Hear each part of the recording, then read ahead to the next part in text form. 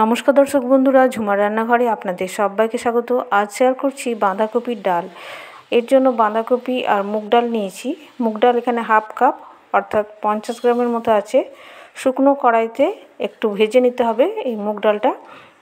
মুগ ডাল ভাজতে ভাজতে একটা সুন্দর গন্ধ আসবে আর কালারটা হালকা একটু ব্রাউন, হালকা একটু কালারটা চেঞ্জ হবে।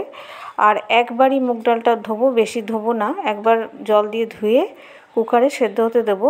তো যতটা মুগ ডাল তার ডবল জল নিচ্ছি। এখানে 1.25 কাপ করে জল দুবার নিয়ে নিলাম, প্রায় ডবল।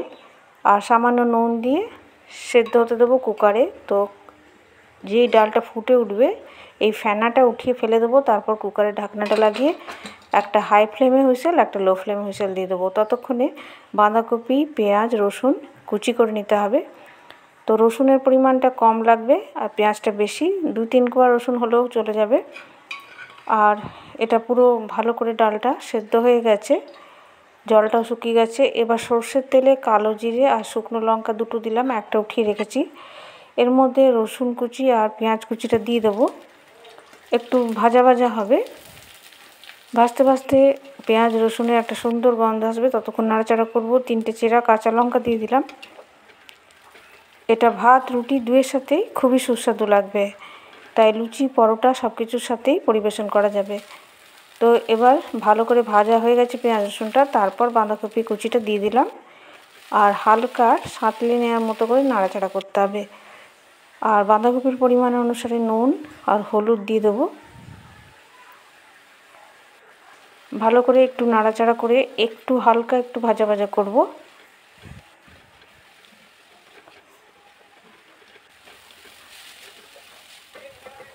এবার এখানে 1 কাপ পরিমাণে জল দিয়ে দিচ্ছি বাঁধাকপিটা সেদ্ধ হওয়ার জন্য।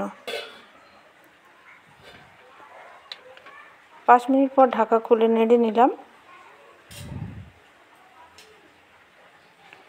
এবার এখানে চিনি দিয়ে দিচ্ছি সামান্য, খুব সামান্য একটু চিনি। আর বাঁধাকপিটা হাফ সেদ্ধ হয়ে গেছে। এবার ডালটা মিশিয়ে একসাথে দুটো সেদ্ধ হতে দেবো। ডালটা আমার পুরোপুরি প্রায় সেদ্ধ হয়ে গেছে, তবে পুরো ব্যাপারটা একসাথে মজে যাওয়ার জন্য একসাথে রান্নাটা হতে দিতে হবে। আর এখানে আমি ডালটা দেওয়ার পর গরম জল ব্যবহার করলাম। 1 কাপ পরিমাণে আবারও গরম জল দিয়ে দিলাম আর ঢাকা দিয়ে দেবো ভালো করে, যাতে রান্নাটা হয়ে যায়। আর শেষে ঘি ছড়িয়ে দিলে তৈরি হয়ে যাবে। তো বন্ধুরা, রেসিপিটা যদি ভালো লেগে থাকে প্লিজ আমার চ্যানেল সাবস্ক্রাইব করবেন, পাশে থাকা বেল বাটনটা ক্লিক করবেন। তাহলে যখনই রান্না নতুন নতুন ভিডিও আপলোড করব তাড়াতাড়ি নোটিফিকেশান পৌঁছে যাবে। রান্নাটাকে লাইক শেয়ার অবশ্য করবেন, কমেন্ট বক্সে লিখে জানাবেন কেমন হয়েছে। ধন্যবাদ।